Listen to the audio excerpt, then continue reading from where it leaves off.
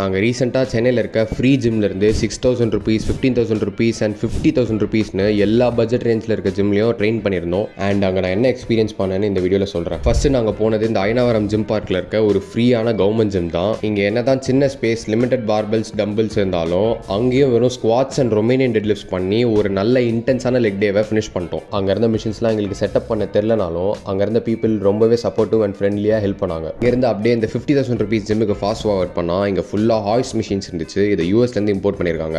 இது சென்னையிலேயே வெறும் இந்த ஜிம்மில் மட்டும்தான் இருக்குது. இதில் ROX டெக்னாலஜி யூஸ் பண்ணியிருக்கிறதுனால நீங்கள் இந்த மிஷின்ஸை பண்ணுறப்போ உங்கள் ஹோல் பாடி கூடவே சேர்ந்து மூவ் ஆகும்.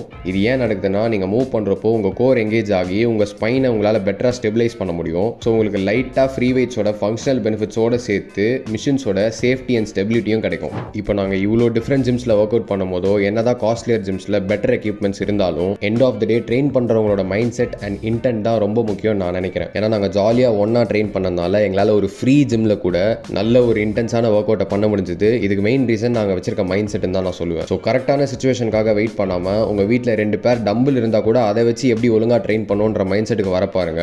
அண்ட் இந்த ஜிம்ஸில் வேறு என்னென்னலாம் டிஃப்ரெண்ட்டாக இருக்குன்னு தெரிஞ்சுக்கணுன்னா நாங்கள் யூடியூப்பில் போஸ்ட் பண்ணியிருக்க ஃபுல் வீடியோவும் பாருங்கள்.